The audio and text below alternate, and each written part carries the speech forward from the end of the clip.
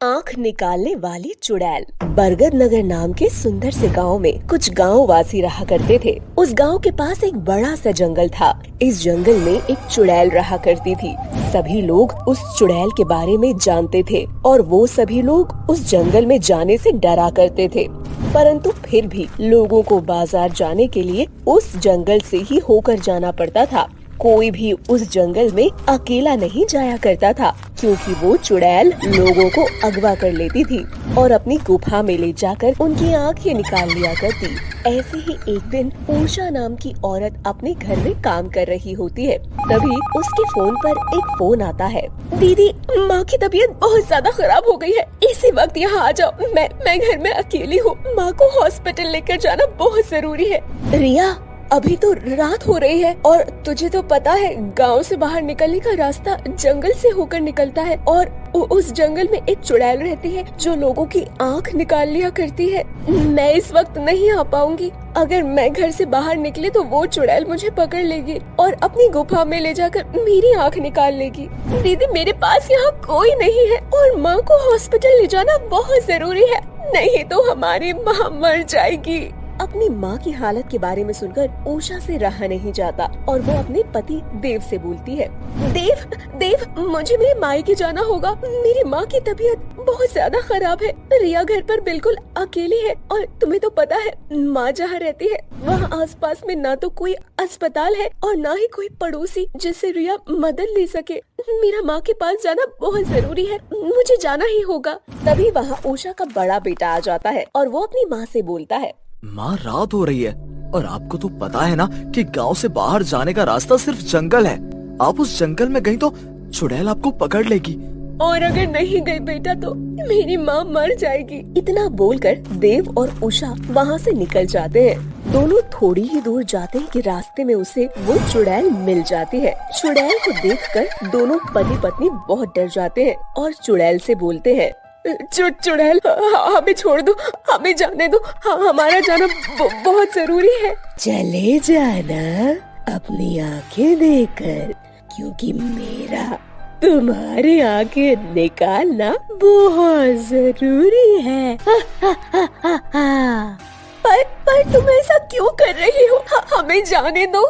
मैं ऐसा इसीलिए कर रही हूँ ताकि मैं चुड़ैलों की रानी बन सकूं। और आज बहुत दिनों बाद कोई इंसान मुझे मिला है। तुम इंसान बहुत तेज हो। तुम्हें मेरे बारे में जब से पता चला है तब से तुम लोगों ने रात में आना ही बंद कर दिया। इसीलिए मैंने ये छल रचा और तुम्हें अपने पास बुलाया। क्या ये सब तुम्हारा चाल था?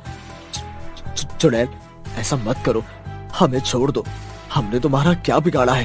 अरे, तुम मामूली इंसान मेरा बिगाड़ भी कह सकते हो। मुझे तो बस तुम्हारी आंखें चाहिए और वो मैं लेकर रहूंगी। इसके लिए चाहे मुझे कुछ भी करना पड़े। इतना बोलकर चुड़ैल देव और उषा को अपनी गुफा में ले जाती है और उन दोनों की आंखें निकालकर अपनी माला में जोड़ देती है और सुबह होते ही देव और उषा को जाने देती है। उषा और देव गांव में जाकर सारी बात गांव वालों को बताते हैं। भाइयों, वो चुड़ैल अब और भी ज्यादा शक्तिशाली हो गई है। पहले वो अकेले इंसान को पकड़कर उसकी आंखें निकालती थी, पर अब वो किसी से नहीं डरती। तुम अकेले जाओ या किसी के साथ, अब वो सबकी आंखें निकाल लेती है। और तो और अब वो खुद तुम्हें अपने पास बुलाएगी, तुम्हारे साथ छल करेगी। छल? कैसा छल देव भाई? भैया, अब मैं तुम्हें क्या बताऊं? कल रात को मेरे घर पे मेरी बहन का फोन आया था। उसने कहा कि मेरी माँ की तबीयत बहुत ज्यादा खराब है। ना चाहते हुए भी मुझे देव के साथ अपने घर के लिए निकलना पड़ा। जब हम जंगल गए तो उस चुड़ैल ने हम दोनों को पकड़ लिया और उसने हमें बताया कि ये सब उसी का बिछाया हुआ जाल था और फिर उसने हम दोनों की आंखें निकाल ली।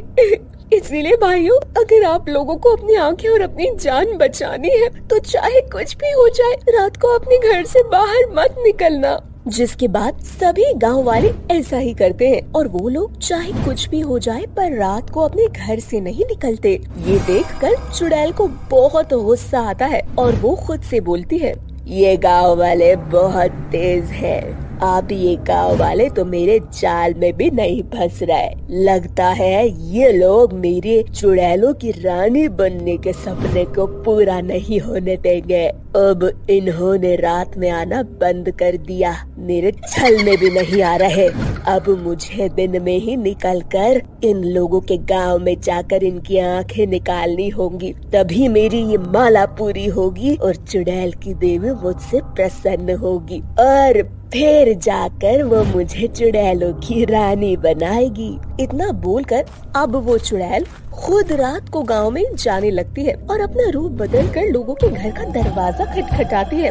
जो कोई भी दरवाजा खोलता, चुड़ैल उसके घर में घुसकर उसकी आंखें निकाल लेती और अपना असली रूप उन्हें दिखाकर उनकी जान ले लेती है और जान लेकर खुद से बोलती है, तुझे मरना बहुत जरूरी था। अगर मैं तुझे नहीं मारती तो तू सभी गांव वालों को बता देता कि मैं खुद गांव में आकर अब तुम लोगों की आंखें निकाल रही हूँ, इसीलिए तेरा मरना तो बहुत जरूरी था। इतना बोलकर चुड़ैल आंखें लेकर अपनी गुफा में चली जाती है और अपनी माला में जोड़ देती है।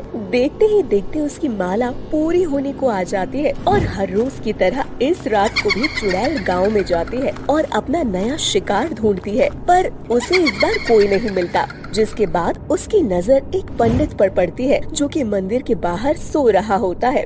उस बाबा को देखकर चुड़ैल हंसती है और खुद से बोलती है, मिल गया मुझे मेरा आखिरी शिकार। अब इस बाबा की आंख निकालकर मैं अपनी माला पूरी करूंगी और फिर मैं चुड़ैलों की रानी बन जाऊंगी। हा हा हा हा हा। इतना बोलकर चुड़ैल अपना रूप बदल लेती है और बाबा को दूर से आवाज आने लगती है।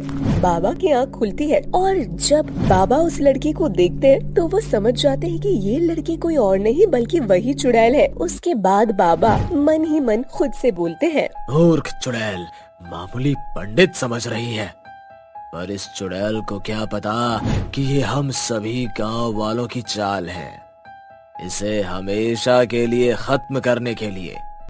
चुड़ैल, आज तेरा आखिरी दिन है। आज तू किसी की आंख नहीं निकाल पाएगी, बल्कि आज मैं तुझे अपनी दिव्य शक्ति से इस बोतल में कैद कर दूंगा। अरे बेटी, तुम इतनी रात को बाहर क्या कर रही हो? अगर वो चुड़ैल आ गई तो वो तुम्हारी आंखें निकाल लेगी। बाबा, मेरे ससुराल वालों ने मुझे घर से निकाल दिया है। आप प्लीज मेरी मदद करिए। यहाँ कोई अपने घर का दरवाजा नहीं खोल रहा। आप मुझे भले इंसान लग रहे हैं, प्लीज आप मेरे पास आकर मेरी मदद कीजिए ना।